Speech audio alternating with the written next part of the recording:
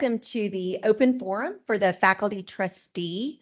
My name is Deanna Owens-Mosby. I'm the Faculty Senate President, and today we have Dr. Jeff Marchetta, who is the Faculty Trustee nominee, and we are going to be here to let him introduce himself and have some questions.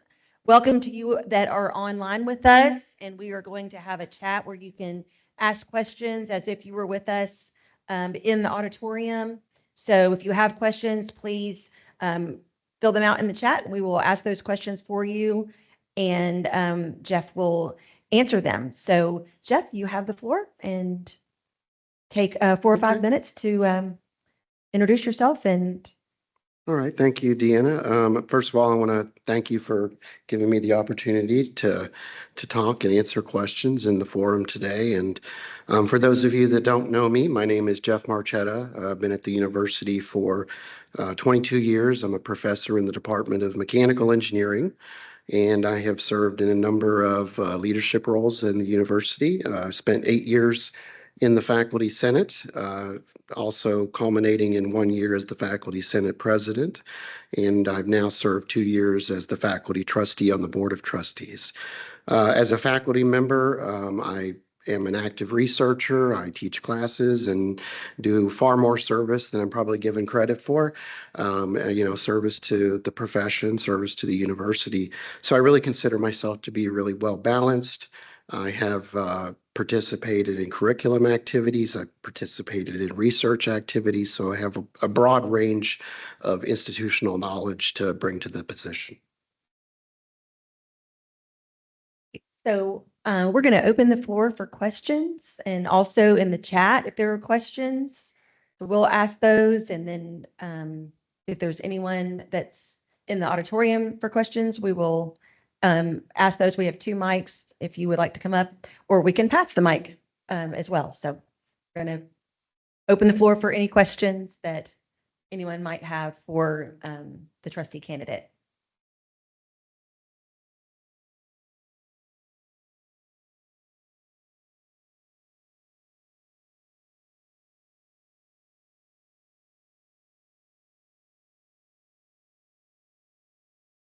Are there any questions in the chat yet?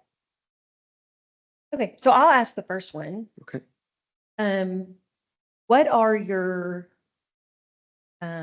goals this year for as a trustee that are that you would like to either continue that as far as your work as trustee, or that might be different than what you have been working on? Okay. So I think at first it's important to have an understanding of what the trustees' roles and responsibilities are. And you learn this through training and through experience, and it is a learning curve. But most importantly, trustees take a bird's eye view at the university. We're looking at the forest, not necessarily the trees. And generally, I would say as employees of the university, that's what you want your trustees to do, is to be, having a broad view of what's going on at the university. So from that point of view, first and foremost, we have a legal fiduciary responsibility to the institution, first and foremost. And we are bound by state law.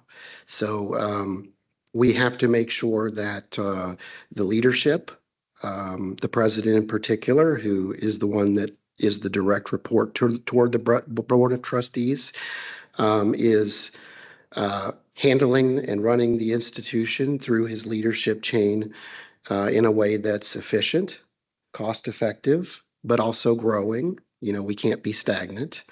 And as you all know, we developed a strategic plan, and that was approved by the board, which basically means we all buy into that strategic plan, and we hold the president accountable to that strategic plan.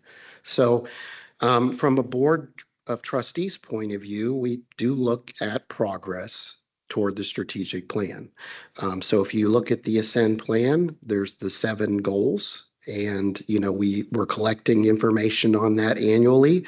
There are target values, and then there are the actual values. And so the university's performance is based on productivity or progress along the strategic plan. So as the faculty trustee, unlike the Senate, which the Senate serves as the voice of the faculty, frankly, the faculty trustee is really there to bring the ground truth to the rest of the board. In other words, you're the only employee on the board of trustees, so you are there every day. Now, with that being said, it would be inappropriate for me, Jeff Marchetta, as trustee, to use the board to move along my own grievances or try to champion my own personal causes. So my job from a faculty perspective is to make sure that the board members understand share governance. Remember, most of these folks are from the business world that serve on the board, and they don't know a lot about the pillars of academia that are different from the business world. So, while we don't deliberate, what I do is provide facts to the other board members. And let me say this to the credit of the president and the provost, who are also faculty members. They do that as well. But we have to remind the board about principles like academic freedom and tenure and share governance. And that, I have to say, I do that quarterly when we have the board meetings. It may be being discussed as part of a particular subject, but we do come back to this often. A lot of times, especially new board members, they may not understand why a faculty member just can't be terminated. Well, they can be terminated, but there's a process for it, and the process is necessary, particularly when tenure is involved, to ensure that we're protecting academic freedom. So I didn't quite answer your question, but I felt it was important to preface when you say, what am I specifically doing at the board level? From the point of the trustee, it's been very important for me from a fiscal point of view to make sure that when we have faculty administrators, that when they're done being faculty administrators, unlike what happens in the business world where you either stop working at that place or you move on to another business, faculty members that are in leadership roles that have tenure will go back to their department. And so in the past at this university, the faculty leaders have gone back with fairly significantly high salaries. And they're not doing that function anymore. And I think, I've talked with many faculty over the years, but number one, it can be devastating to your budget if you're a dean or a chair when you have a faculty member who has a salary of an administrator, but they're not functioning in that capacity anymore. So, one of the things I wanted to champion when I was Senate president and serving in the Senate was to develop policies for faculty administrator retreat salaries. And we successfully did that in the Senate for every faculty leadership position in the university except for the president. And the reason we couldn't do that is because the Senate and university policies that apply to the president have to specifically come from the Board of Trustees. So I'm proud to say at the March meeting, I've worked on this for the last year or two, is that we finally have a presidential retreat salary policy in place. And it was approved by the board in March, and it is consistent with the other retreat salary policies that we have for the rest of the faculty administrators. So that's one example.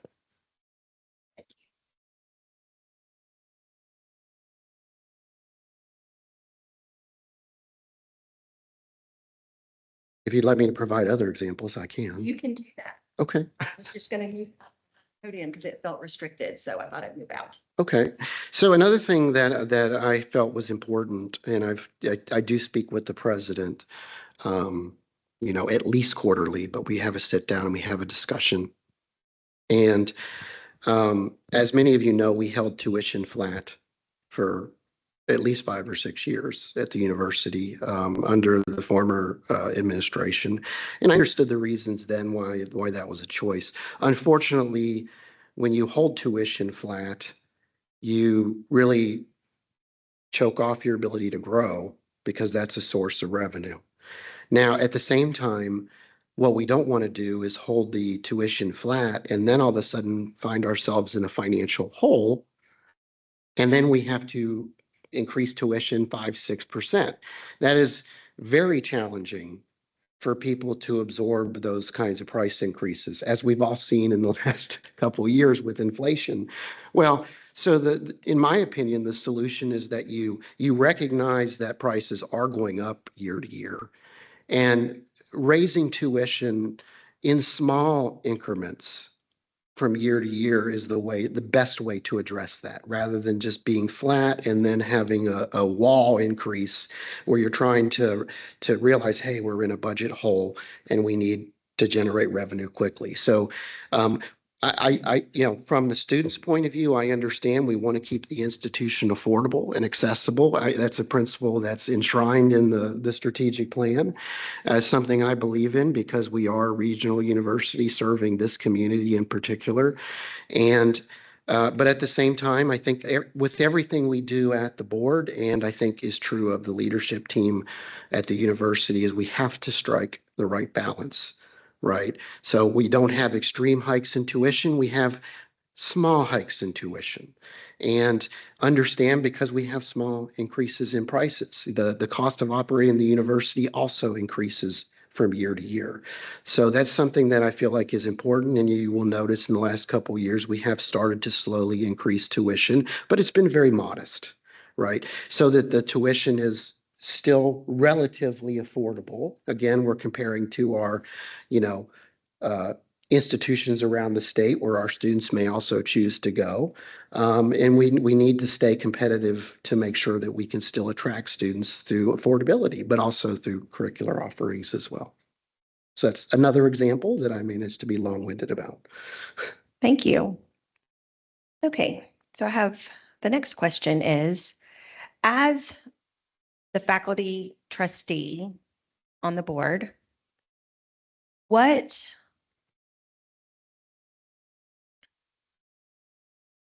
would be your priorities as the trustee for the institution's future?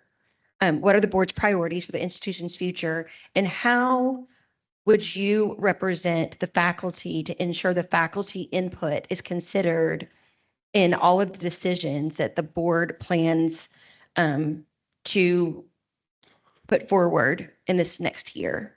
Okay. In the next year? Let's just say not next year. Let's just say within your next, as the faculty trustee within the next term. Yeah.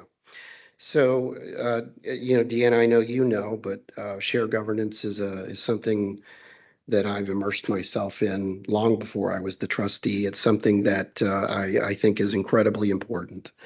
I will tell you that share governance, in my view, and I think this is consistent with the AAUP, is, with issues related to faculty. And I want to preface that. I believe at a minimum, faculty should have input. I believe that the administration will make a decision using that input as well as input from other stakeholders on issues. And then I think once a decision's made, it really does need to be communicated, and communicated in a way that provides a justification for the decision. It doesn't mean we're always going to agree. It doesn't mean that the president is always going to make a decision which is in agreement with what the faculty have input. I think as they all interviewed for their positions, they will tell you that.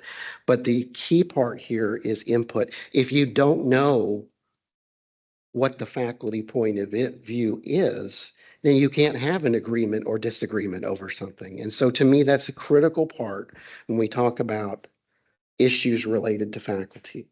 Now, the spectrum of shared governance kind of shifts a little bit. So when you think about something like curriculum, right, faculty really should have a very large role, if almost the most important role, in developing curriculum. Right. I mean, that should originate, in my opinion, at the department and college and move up. It shouldn't really move down, in my opinion. And so that's the purest form of shared governance, because if it never starts at the department, it's probably never going to make it up through the rest of the curricular review process. On the other end, there may be issues that don't necessarily directly affect faculty. Like I'm just using athletics as an example, right? I mean, I'm a fan, I'm an athletics fan, so I go to the games, but I don't necessarily know all the intricate knowledge. And I'm not sure I could necessarily provide meaningful input on some I could, but many of the meaningful issues that they're dealing with, like in athletics, like name, image, and likeness. So that's probably an area where shared governance is probably going to tilt more towards the people that have expertise in that area. That doesn't mean we can't have input, but it means we're going to probably have less input. And that's, athletics is not something that really directly impacts the faculty for the most part in our day-to-day job. So yes, I believe in shared governance. I talk about it. I've mentioned it at the board meetings. I also think it's important, and I don't want to necessarily suggest that all of this should be shouldered by the faculty senate, but the faculty senate's role is really to make sure that shared governance is going on in the university, because they're the ones that are interacting. I can promise you, Deanna, that you and your executive committee and your senators interact more with the provost and the president probably than I do in a given quarter. So, you're the ones that have to be there to say, you know what, this is an issue. Of course, you have to have communication from the administrator that is perhaps leading an initiative that this is going on, and somebody has to stop and say, I believe this is an issue that should involve faculty. Okay. And you have to stop that and make that a point. And you in the administrator's point of view, sometimes they may see something that doesn't seem like an issue. That's how most things happen. It's not because of a nefarious intent. It's because the administrator said, oh, this isn't a big deal. Well, maybe they misjudged, right? It's better for the Senate to say, well, we do think this is a big deal, and we'd like to take a closer look at it, or we'd like to have some representation on a committee to look at it before, so that we can give you input. We at least want the opportunity to give you input before a decision is made. So I see more of that should happen from the faculty senate's point of view, because they have a whole committee structure, which is intended to serve as one of the platforms for shared governance. On the board of trustees, as you know, I sit and I come to all the faculty senate meetings. I sit through your executive committee meeting and I listen. I'm listening to try to understand what the issues are with the faculty, and where I can, when I can balance my fiduciary responsibility on the board with those perspectives that are coming out of the faculty senate, I absolutely do bring that perspective to the board members, and sometimes occasionally publicly to the board. I will give you one example. Okay. We've had great success if you just look at the metrics for research expenditures. Okay. And we have once a year presentation on all the great achievements that are going on in research. And, it's very upbeat and positive, and it should be. We're recognizing individuals that are stewarding grants, writing proposals. These are all high effort successes. That's all good. We should champion that. Unfortunately, during one of the presentations, I think it was a year ago, this is where I live it. Okay. This is where my perspective of living the experience, I can bring it to the board. Well, I of course championed, this is great. Expenditures are going up. Research grants are going up. Nothing was said from the presenter about what faculty are having to do to get these successes and the challenges that we're having to face. I have to face as a researcher. I have had my grants sitting around waiting for somebody to move it through the system or set up a budget. I don't have a grant person like that does my grant budget. I do that.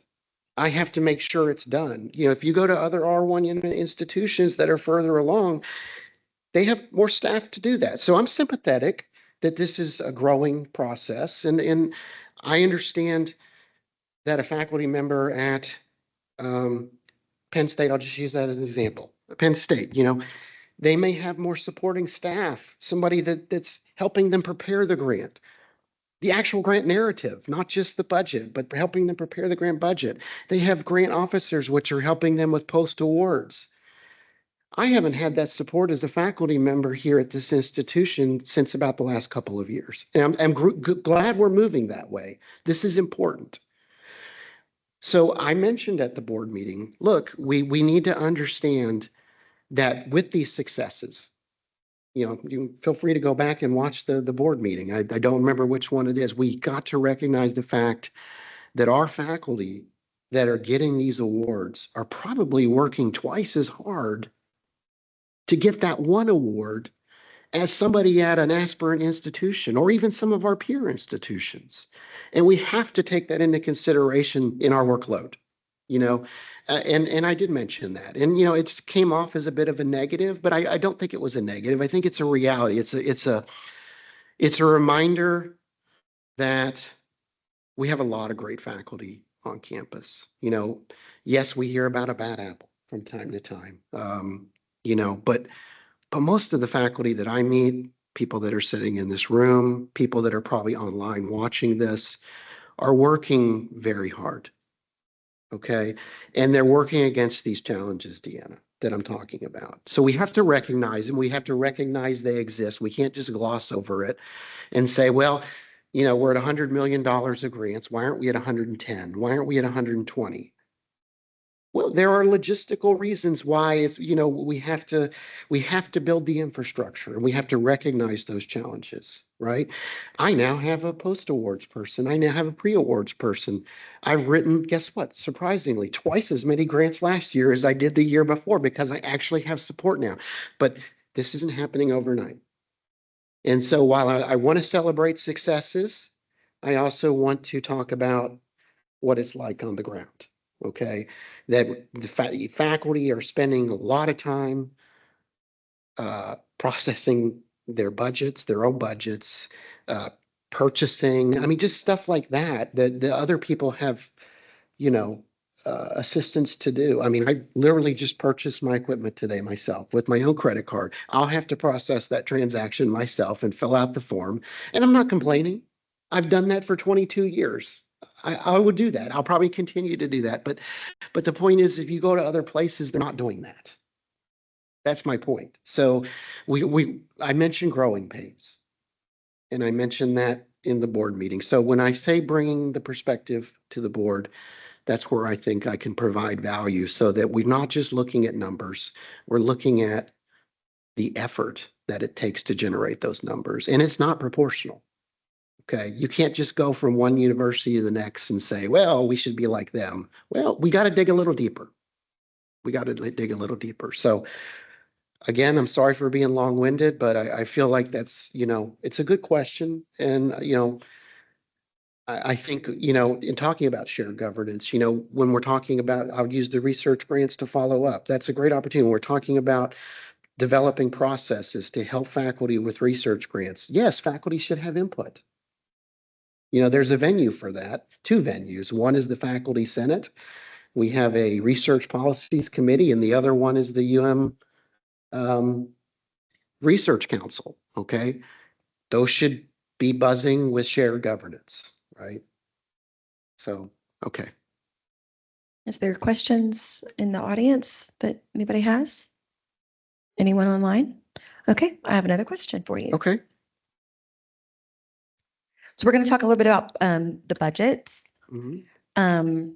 So we have budget constraints. We've had budget cuts this year, and the governor's budget did not give us a percentage for faculty salary increases.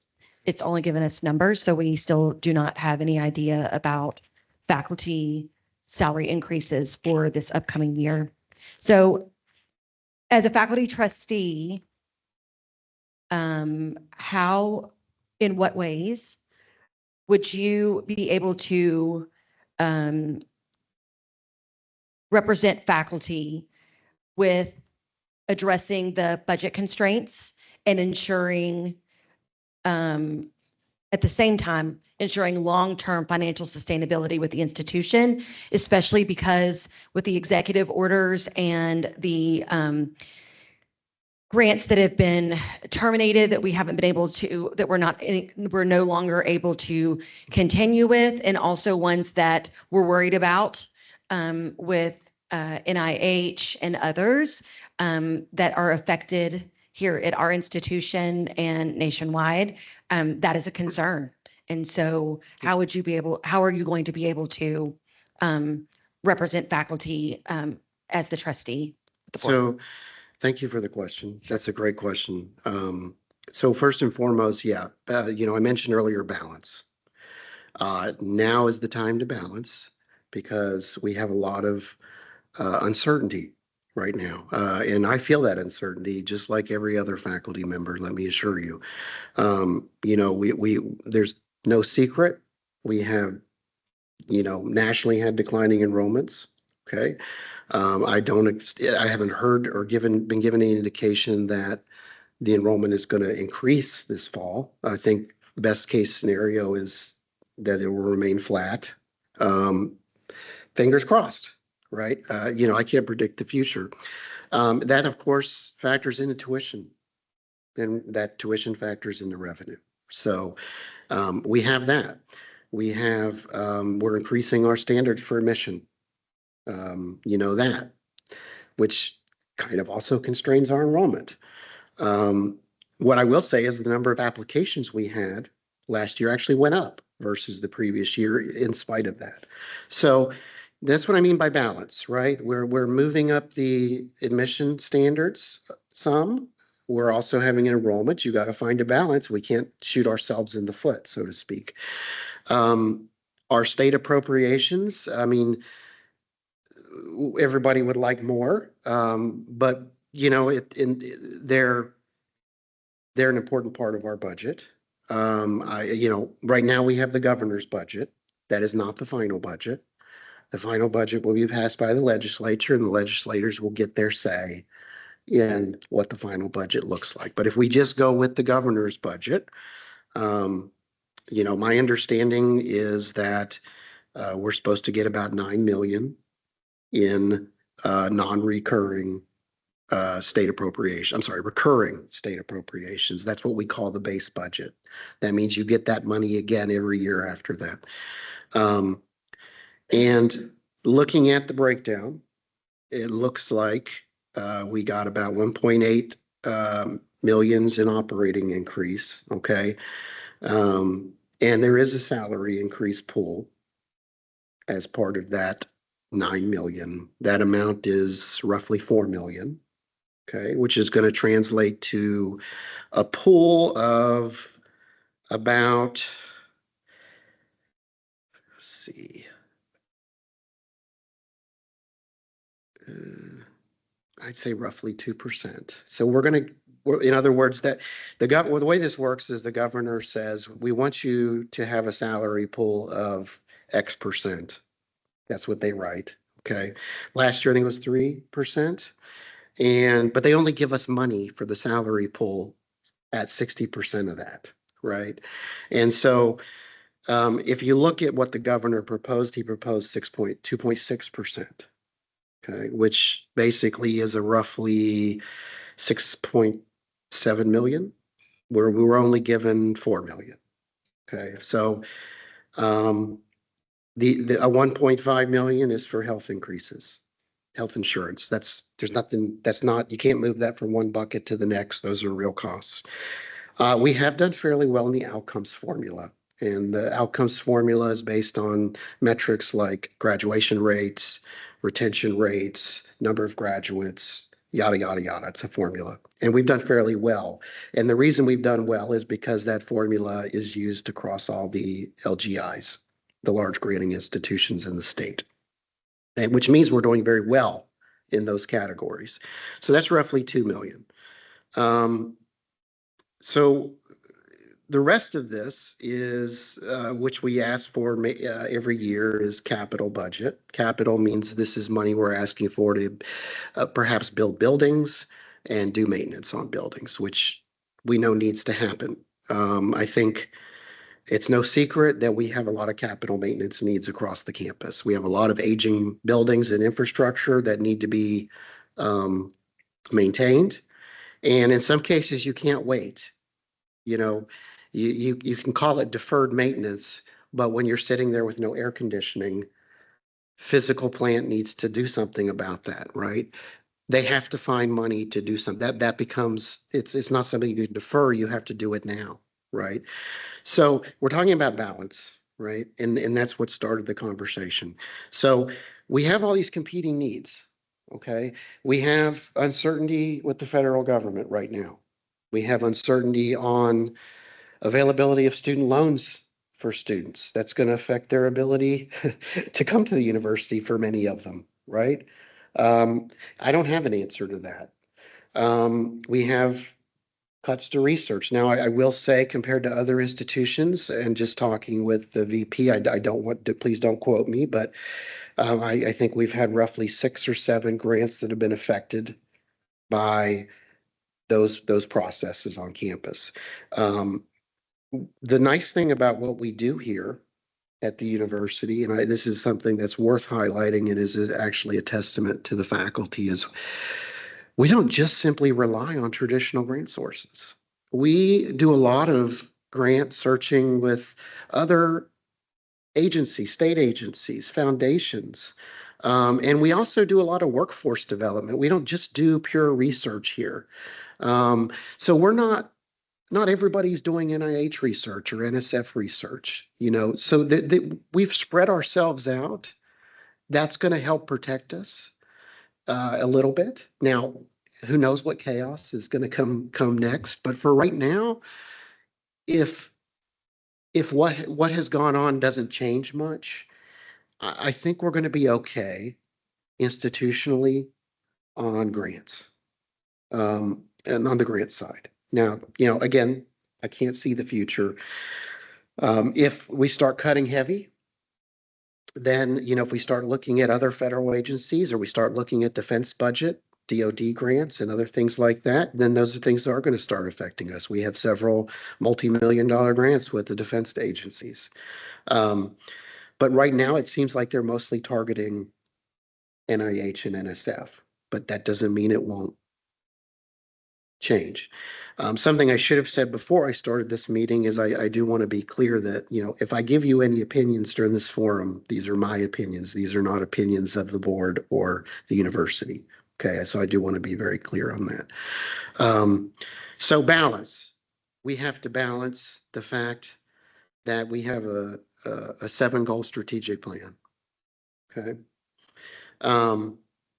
Right now, we're what? 3% on salaries behind our peer institutions.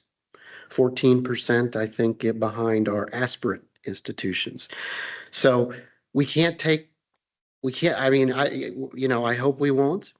I would be very disappointed if we did, but we can't take a year off on having salary increases. Okay.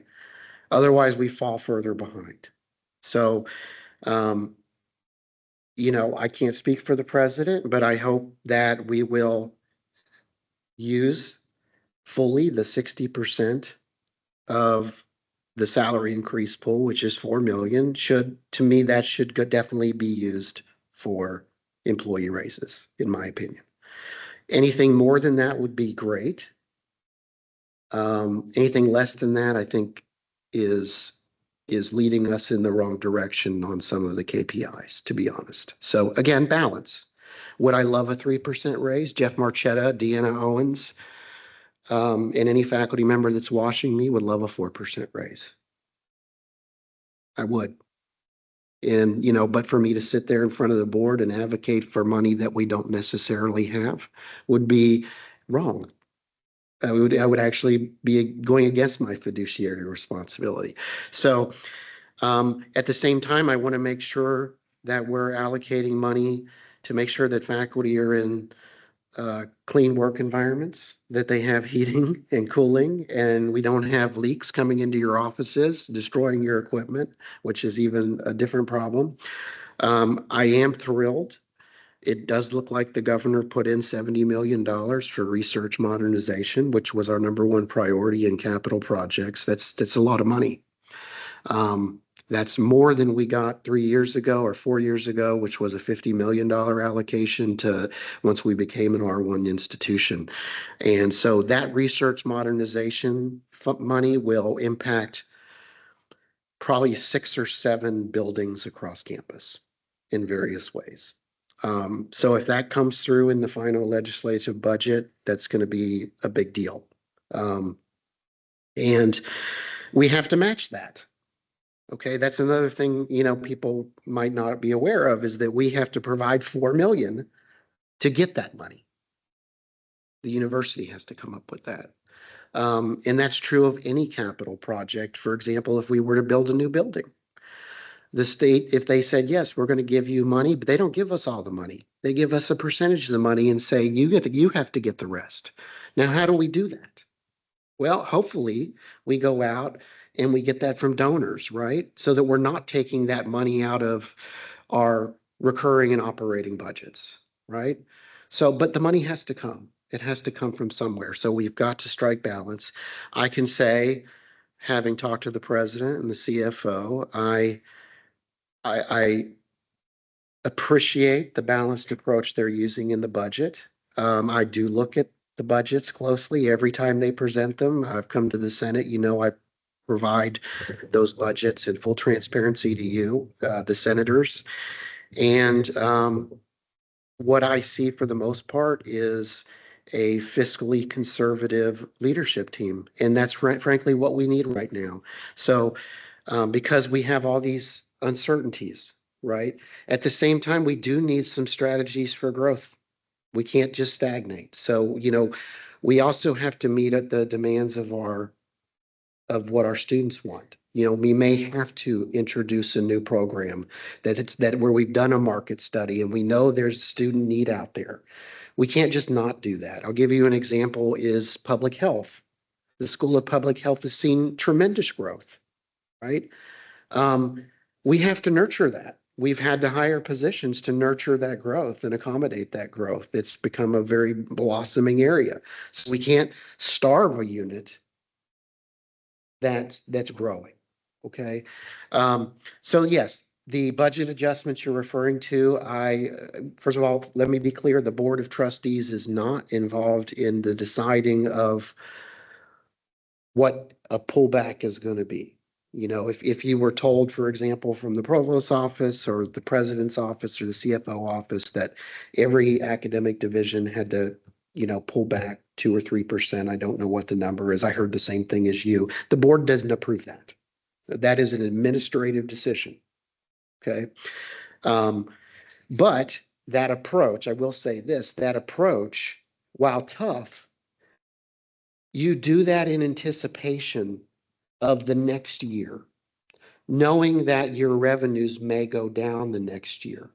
And you start to tackle with smaller percentages, you're able to deal with budget adjustments, that you don't like. You're able to deal with those through, less uh, impactful decisions. For example, giving up a faculty slot to attrition. Okay, very much different than a RIF. Okay, we don't have that going on right now. Look around, read the news. Higher education, that is happening in places. We don't have that. If that starts happening here, I'm going to start asking questions. But that's what I mean. I agree with the strategy. You pull back. You allow time for the different administrators in these units to make adjustments. Yes, they have to tighten their belts. Yes, you may have to give up a faculty line. Yes, you may have to give up some travel money. Yes, you may have to do these things, right? And you have to do that in preparation for the next year. So right now, this year, for example, a lot of the expenditures that we're using this year are from carry forward money from the previous year. And we're doing that to bridge, to make sure this impact is gradual rather than sudden. Like, I will be very disappointed if we find, and I would be surprised, frankly, be disappointed, but also surprised from what I feel like I understand in the strategic plan that the president and the CFO are using in preparing for these uncertainties.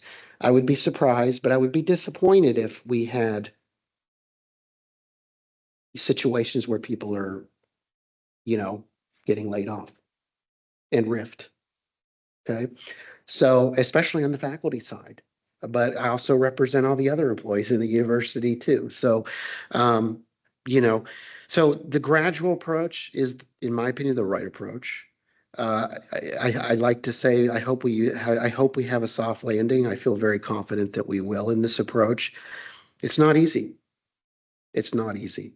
It's the challenge of leadership is what you do in the challenging times, the fiscally challenging times, versus what you do in the good times.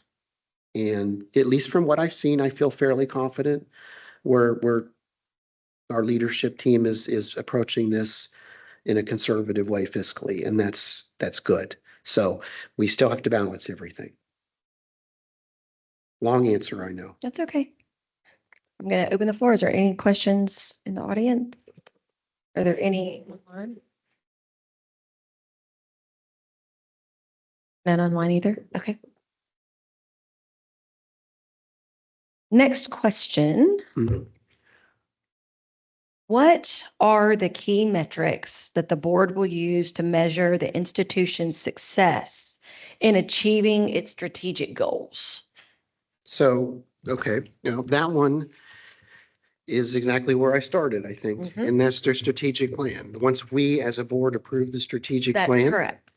um, I received this in the March board meeting. Yes. And this has the actual numbers for fall of 2024, where we have them. Some of the metrics are, we can't calculate yet. In my opinion, the way this should work is the president puts together a team. They formulated a strategic plan. Everybody agrees to the strategic plan. And when it comes to the board is saying, we approve this and we agree to the strategic plan.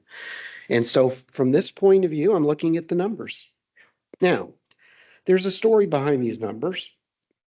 And I don't want to say it's an excuse for areas where we aren't doing as well as we had hoped, those target values, right? Um, for example, when the strategic plan was written, I think there was some initial buzz about the enrollment cliff, so to speak, but it hadn't really been quite, the data was still kind of being collected, in terms of polling the high school students at the time that were moving through. And we've seen this generational shift. So to answer the question, I'll try to be specific. The answer is the strategic plan. And the way I look at this is, as faculty, we fill out an evaluation, performance evaluation every year, right? And we're asked to talk about what we've done with the workload that we're allocated, and that's what we're evaluated on. And most of these things are facts. I taught a class with 80 students. I published 2 papers. I did X number of dollars, whatever it is. I had a creative theater performance, to use a different example. We're evaluated on that. And all of these things that we're being asked to do, we're supposed to all feed in to perhaps particular elements of the strategic plan. That's how we're supposed to be evaluated, I think. Well, if this was the strategic plan put forth by the university, specifically the president, I think the president should be evaluated based on the results from the strategic plan. And I know I've been long-winded with everything else, but that's what we're looking at. And, the board evaluates the president annually. And I, you know, I spoke with the chair of the board back in September, and um, it was unclear to me exactly what the process was for the presidential evaluation, the president's evaluation. And so I said, well, I really feel like the president's evaluation, self-evaluation, it should be tied to the strategic plan. And, and he can provide the color, just like we do. We provide color commentary in our own um, evaluations. He can provide the color commentary there to give us the reasons why this number is doing really well or this number is not doing really well. And that's how the evaluation should be formed in exact same fashion. Okay, so I'm going to talk about board effectiveness and transparency. So in what ways does the board assess its own effectiveness, and how does the board plan to improve its performance? Okay. So the board does a survey every year, a self-assessment, and each of the board members responds. And we presented the results publicly. And that was done, I believe, in September, maybe. And we will look at that. And, let me say that the results from some of those surveys have opened up an understanding, to make sure that all of the trustees are engaged and, we're not excluding any perspectives. Do you feel like that will open up doors for ensuring transparency and accountability for the decision-making processes going forward? Well, we first of all, any decision that the board makes has to be done in public. Correct. So you But I would, just didn't know if that would change, like, because as we, as faculty, even when we get our own evaluations, Mhm. we want to improve. Yeah. So I'm assuming that you will take that, the board will take that information and make improvements in their processes. Yes. So is that what you're? Yeah, driving? whether it's written down, this is an improvement we're going to take. You have to be very careful. We are, this is a good side. There's a good side and a bad side to a sunshine law.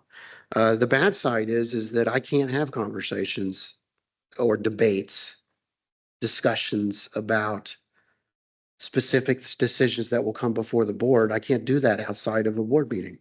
I can't go and sit with Cato Johnson at a cafe and strategize about, how we can deliberate this. It all has to be done publicly. So again, we didn't write down a plan, but I think the outcome of the board lets everybody know, like, yeah, there's some things we need to improve upon. Um, and so we do that through the board meetings, so to speak, through the narratives that we provide through the board meetings. So in terms of transparency, the board has to be transparent because by law, it's a sunshine law. Even when we go into executive session, we do not deliberate. And the secretary sits in there, and if anybody starts to deliberate, the board secretary says we cannot deliberate. So um, what happens in the executive session is information. The board receives information. That's really it. So we can't deliberate there. So it has to be done in public. And I don't know how we can be more transparent. I mean, like I said, I like sunshine laws, but the downside is I wouldn't mind sitting at a cafe with the chairman and having a deliberation with the chairman or one of the other board members. But we can't. Understood. Okay, I have one final question for you. Sure. So as the current trustee and then as the trustee candidate, how can the faculty reach out to you to engage with you if they have any issues they would like to address with you? And then how best can faculty engage with the board to ensure that the university is moving forward in a way that is beneficial to all stakeholders? Yeah, good questions. Well, I mean, my email's public. You're always welcome to email me. I will always respond, I think. And if I don't, I you send me another email. I promise I will. I'm very responsive, I think. You know, I have had faculty reach out to me and I will meet with them about anything. Now I have to remind them of the things I started this conversation with about my fiduciary responsibility. You know, I've had a faculty member, you know, reach out to me about a particular problem in their department or college. And I say, you know, that's not something that a trustee can address. And while it may seem like it's something you want me to address or the board, I promise you really don't. Okay. So there are other ways to handle your issues that are at the department or, you know, college level, that there's a processes for that.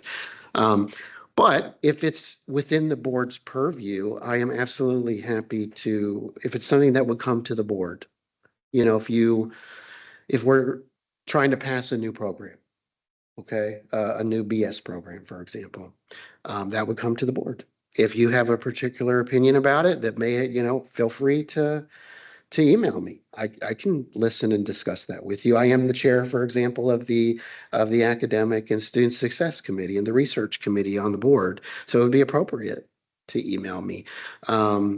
If so, those are good things. If it's about the university budget, you know, if you have a question about it, I'd be happy to talk to you about it. If you want my opinion, I'd be happy to give it to you. So they can email me, message me, and I'm happy to listen and I would respond. I will tell you that I'm responding with my trustee hat, or I can tell you I'm responding with my empathetic faculty hat, or whatever the case may be. But yeah, they can reach out. In terms of reaching out to the board, you know, anybody, first of all, anybody can stand in front of the board and talk to the board. You just have to notify the board secretary, who's Colton Cochran, email him. He's going to kill me. Email him, and you can stand and you can talk to the board. We have some people that do that regularly at the meetings. So come, feel free, address the board meeting, the board. Come and listen to the board if you've got time. Is there any questions in the audience? Are there any online that we missed? Okay. Well, thank you. Do you have any closing comments or anything you would like to say? Well, number one, I just appreciate the opportunity that Absolutely. to have the forum. I It's a challenging job. We were given a lot of information. I've had to learn a lot about athletics over the last couple of years. This is not necessarily my strong point. I'm certainly a fan, and I understand what 3 points is in a basket. But necessarily knowing all the NIL and revenue sharing and things that are going on, these are things I'm learning about because I do want to know. Um, so it's, but, you know, I appreciate the opportunity that the Senate has given me the last 2 years, and I appreciate being elected. And I hope to continue to represent the faculty on the Board of Trustees, and um, just I'm grateful for that opportunity. Thank you for being here. Thank you all for coming, and thank you for those of you that have joined us online. This is going to be the close of the open forum for the faculty trustee, and we hope you have a wonderful day. Thank you.